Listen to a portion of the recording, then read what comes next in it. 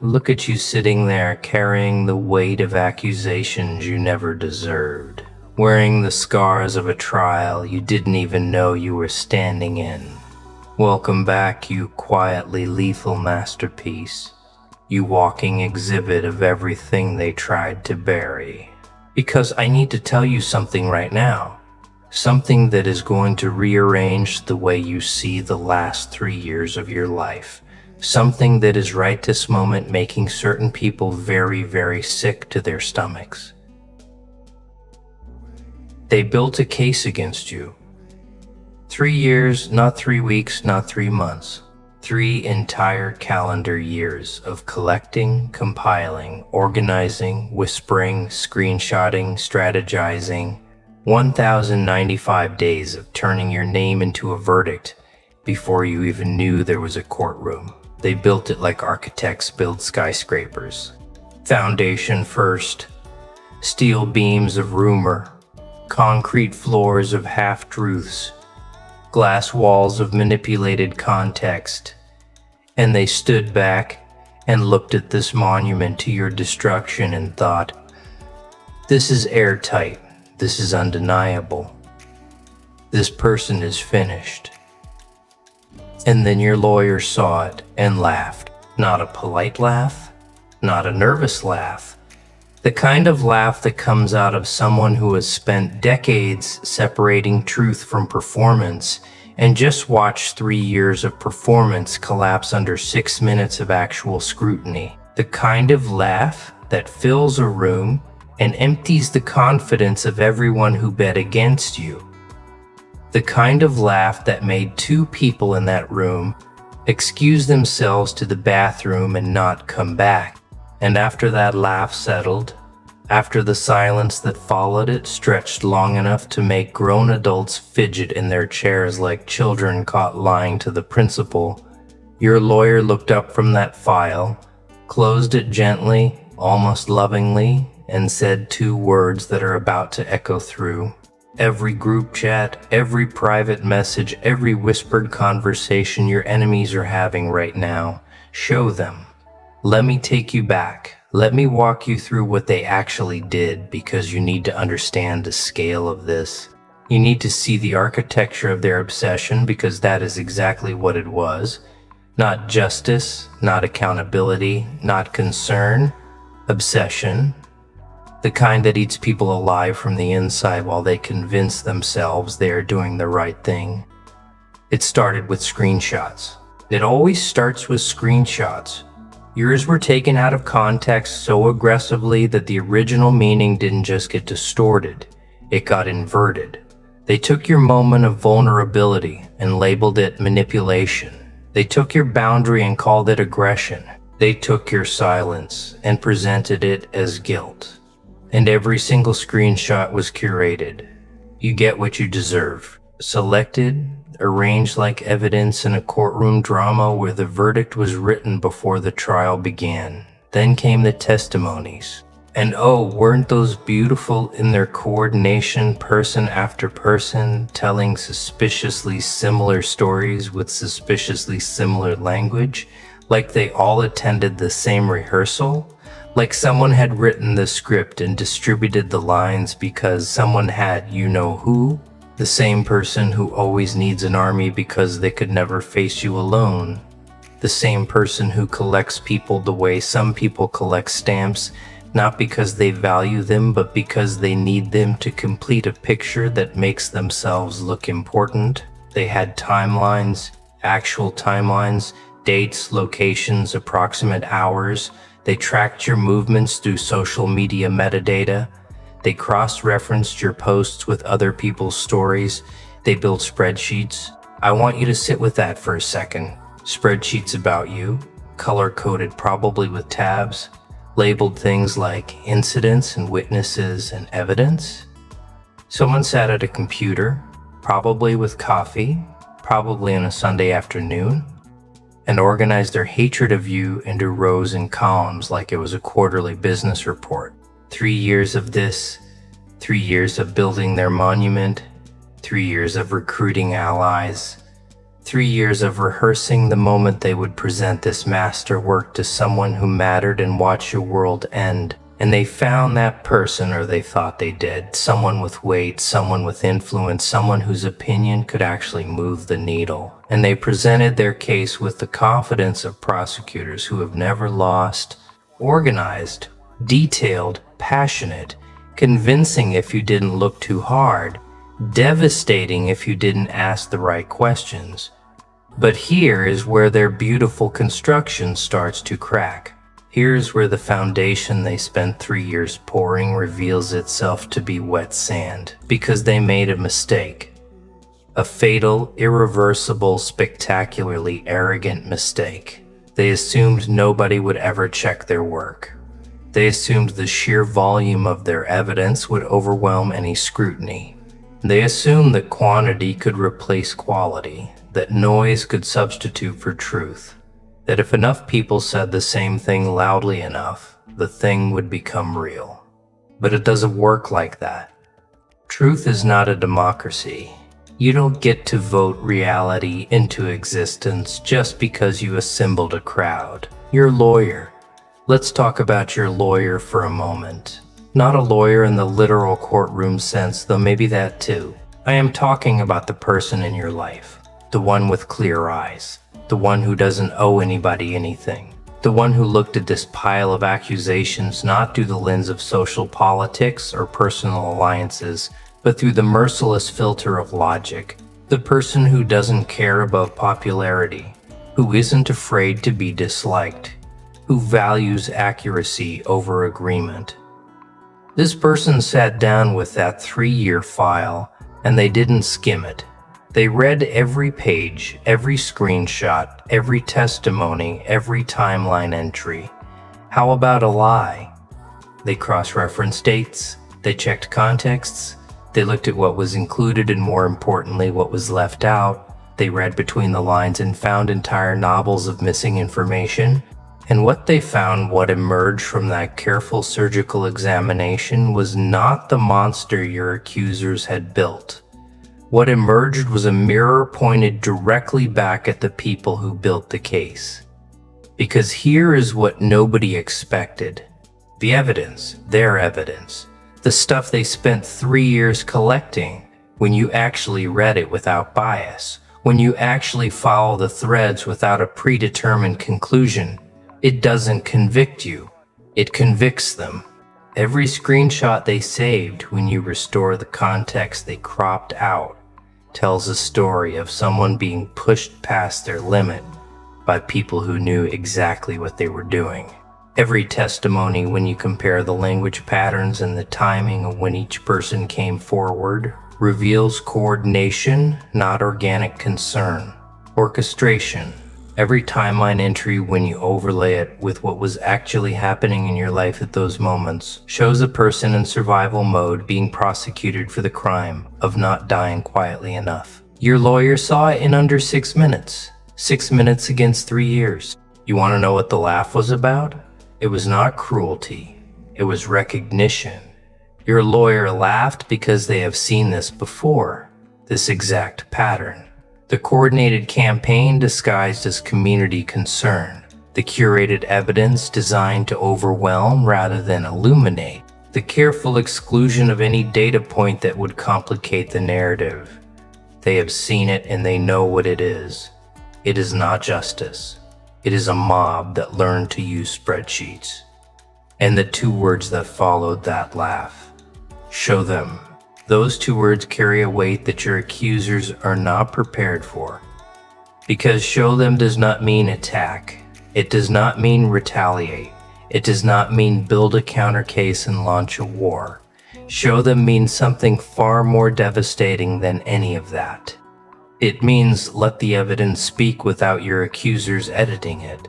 It means put the full picture on the table, not the cropped version, not the curated version, the full uncut, unfiltered version, and let people with actual discernment draw their own conclusions. That is what is terrifying them right now. Not that you are going to fight back. They prepared for a fight. They rehearsed responses to your anger. They anticipated your defensiveness. They had scripts ready for every possible emotional reaction you might throw at them. But they did not prepare for this. They did not prepare for calm. They did not prepare for confidence. They did not prepare for someone who is not defending themselves because they do not need to. They did not prepare for the full picture because the full picture is the one thing their entire operation was designed to prevent anyone from ever seeing. Let me tell you what is happening right now.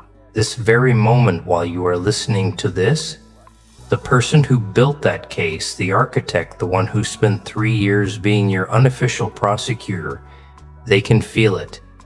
Something has shifted. They do not know exactly what yet, but the phone calls that used to get returned immediately are taking longer. The allies who used to respond to texts with fire emojis and absolutely are sending shorter replies, sentences where there used to be paragraphs, periods where there used to be exclamation marks. The energy is different, and they can feel it because information travels, not just the curated kind, the real kind.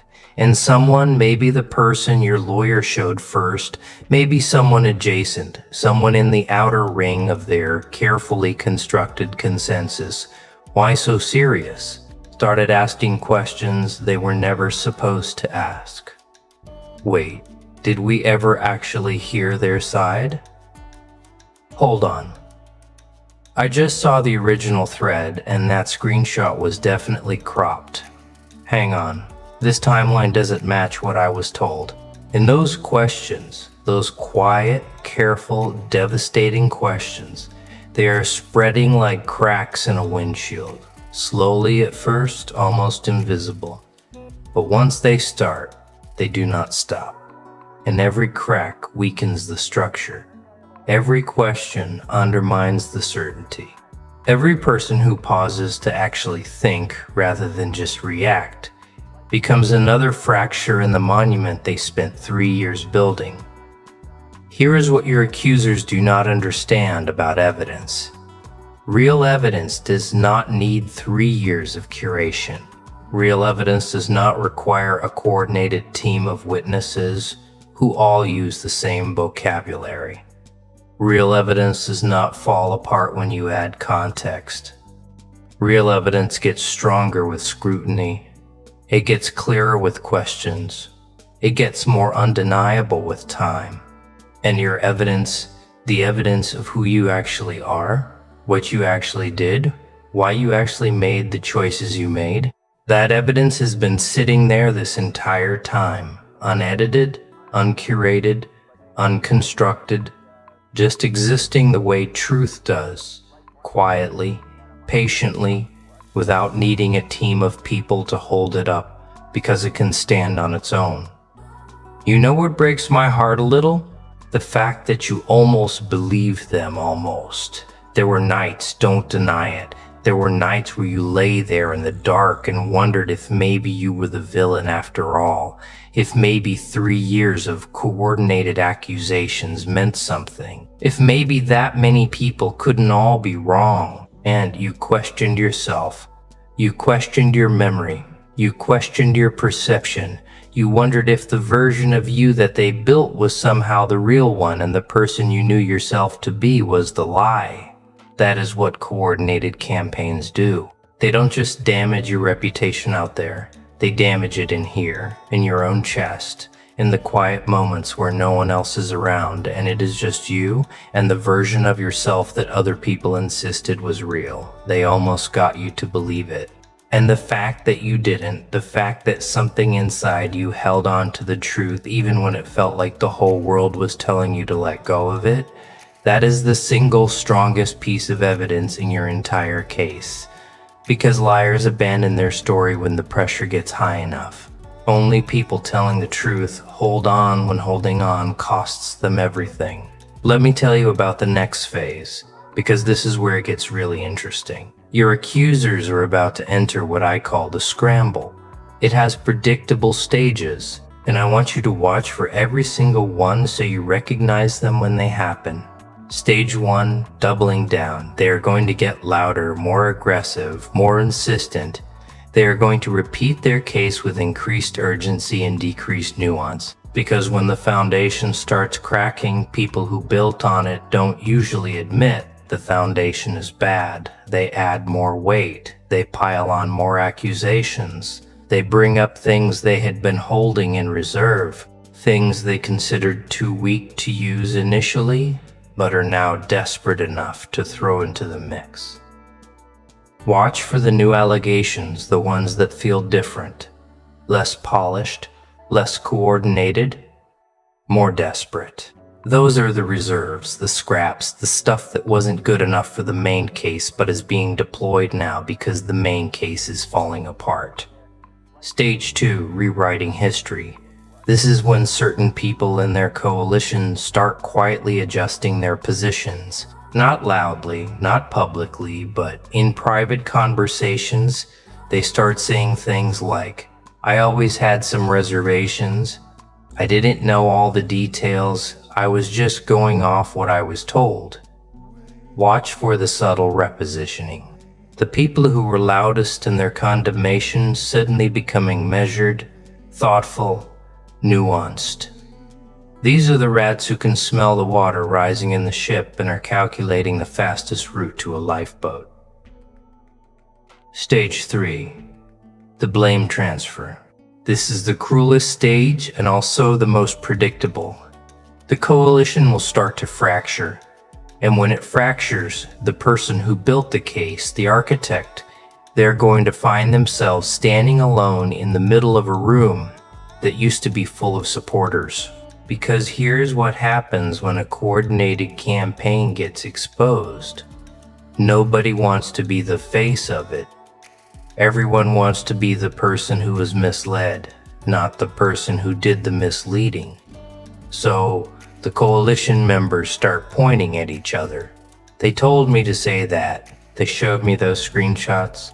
They organized the whole thing. I was just following along. And the architect, the one who spent 3 years obsessing over your destruction, they're about to learn the loneliest lesson in human dynamics. The people who join you to tear someone else down will join someone else to tear you down. Loyalty built on shared hatred is not loyalty. It is a temporary alliance that dissolves the second the cost of maintaining it exceeds the benefit. Your lawyer knew all of this. That is why they laughed. Not at the accusation, at the construction, at the obvious scenes, at the places where the story was stitched together with thread that doesn't match, at the way the evidence, when you actually laid it all out, told a completely different story than the one it was supposed to tell. A story not of a villain, but of a person who was targeted precisely because they could not be controlled. Prosecuted not for what they did wrong, but for what they did right that made the wrong people uncomfortable. Show them that is all you have to do now. Not fight them, not match their energy, not build a counter-campaign, not recruit your own coalition, not spend 3 years of your life constructing an obsession of your own. Just show them the real screenshots, the uncropped ones, the real timeline, the complete one, the real story, the one that includes all the parts they had to remove to make their version work. And here's the thing about truth that your accusers are about to learn the hard way. Truth does not need volume. It does not need repetition. It does not need a team. It does not need 3 years of construction. It just needs to be seen once by the right eyes, and everything built on the lie starts trembling, not collapsing all at once. That would be too dramatic, too satisfying, too clean. It trembles slowly over weeks, over months, one relationship at a time, one reputation at a time, one sleepless night at a time, until the people who spent 3 years building their case against you are living in the rubble of their own creation, wondering how something that felt so certain could fall apart so completely. And you who survived 3 years of this, you who held on to the truth when the truth felt like the loneliest place on earth, You who didn't break, didn't retaliate, didn't become the version of yourself they needed you to be to justify their campaign. You are standing, still standing. Not because you fought them, because you outlasted them. You outpatensed them. You let them exhaust themselves against a wall they thought was a person. And it turns out the wall was the truth. And the truth doesn't get tired. The truth doesn't need coffee at 2 a.m. to keep building its case. The truth doesn't need allies or group chats or spreadsheets. The truth just sits there being true.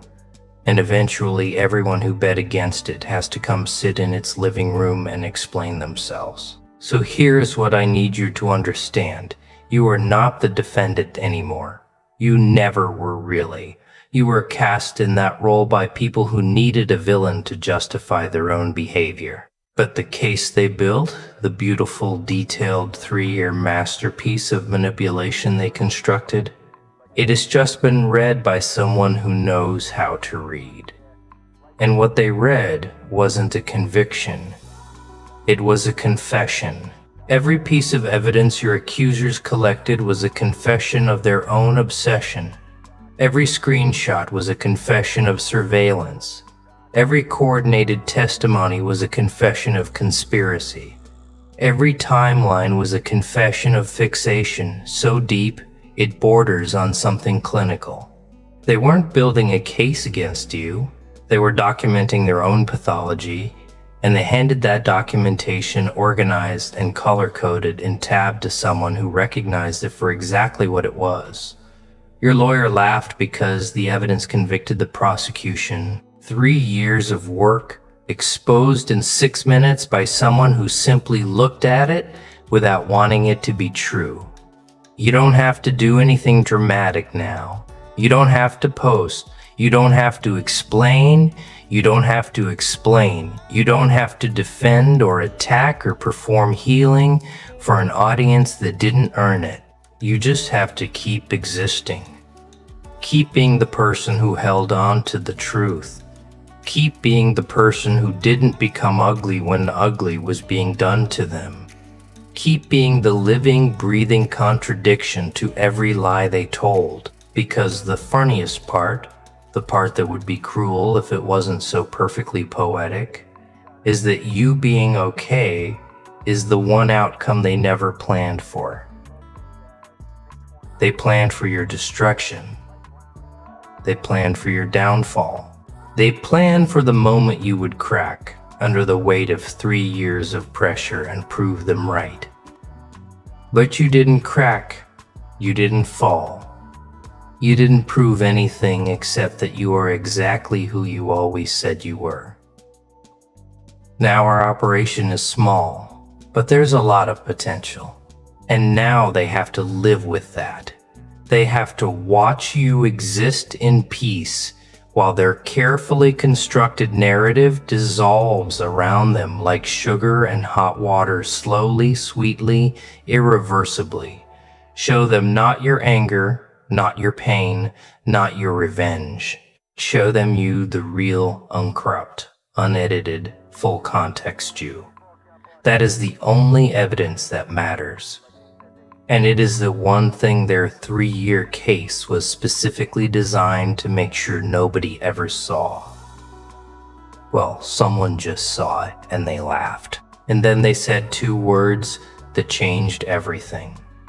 And now those 2 words are yours. Do with them what you will.